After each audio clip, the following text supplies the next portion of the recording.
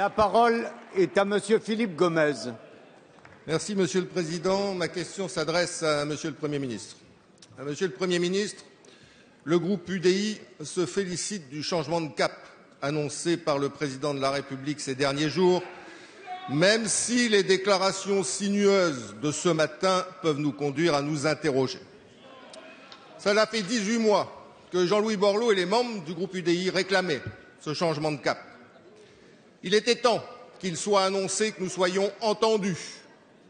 La France est en situation d'urgence au plan économique et social.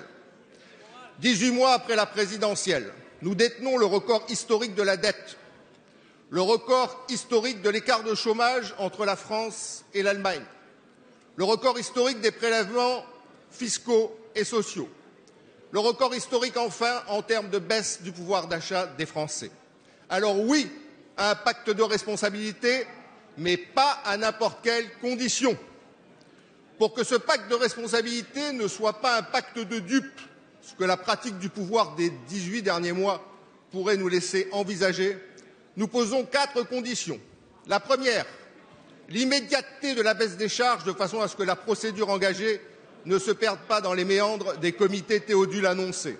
La deuxième, l'ampleur, 6%, immédiatement, 8% à échéance de 2 ans. La troisième, la prise en considération de la jeunesse au travers d'une relance massive de l'apprentissage dans notre pays. Et enfin, la quatrième, une mobilisation citoyenne pour l'emploi des entreprises et de l'ensemble des forces vives de notre pays. Alors, Monsieur le Premier ministre, ma question est la suivante. Êtes-vous prêt à intégrer les conditions du groupe d'opposition UDI dans votre pacte de responsabilité et à conjuguer la confiance et la responsabilité dans le sens de l'intérêt général de notre pays? Merci. La parole est à Monsieur Pierre Moscovici, ministre de l'Économie et des Finances. Mesdames et Messieurs les députés, Monsieur le Président, Monsieur le député Philippe Gomez, d'abord je note avec satisfaction l'état d'esprit dans lequel vous entrez dans cette discussion, qui est celui d'un dialogue et d'une prise en compte. En même temps, je voudrais préciser quelque chose sur un point avec lequel je ne peux pas être en accord avec vous, qui concerne les prétendus records de ces 20 derniers mois. Depuis 20 mois, le gouvernement de Jean-Marc Ayrault mène une politique de redressement déterminée des comptes du pays que vous avez laissé dans un état de dégradation inacceptable. Il vise à faire en sorte de réduire l'endettement du pays et il agit pour le réformer afin qu'il y ait un vrai redressement du tissu productif. Mais ce qu'a dit le président de la République, c'est qu'il fallait aller plus loin, qu'il fallait plus vite, qu'il fallait aller plus fort.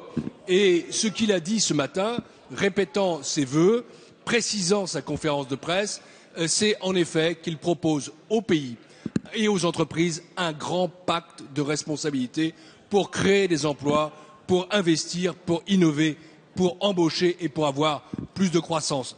J'en rappelle les composantes, plus de simplicité pour les entreprises, plus de visibilité pour les entreprises et aussi une action déterminée pour faire en sorte que les conditions de compétitivité de nos entreprises puissent être comparables à celles de nos grands partenaires européens. Vous posez des conditions, je n'ai pas envie de répondre en ces termes. Je dirais simplement, et reprenant votre dernier mot, qu'il s'agit bien en effet d'une grande mobilisation citoyenne pour l'emploi, qu'il s'agit d'un grand compromis social. Et je vous invite tout simplement à prendre votre part dans cette discussion, car il y a bien des points à préciser, bien des points à discuter, bien des points à négocier. Ça, c'est nécessaire dans un pays qui croit au dialogue social. Soyez avec nous, Monsieur le député.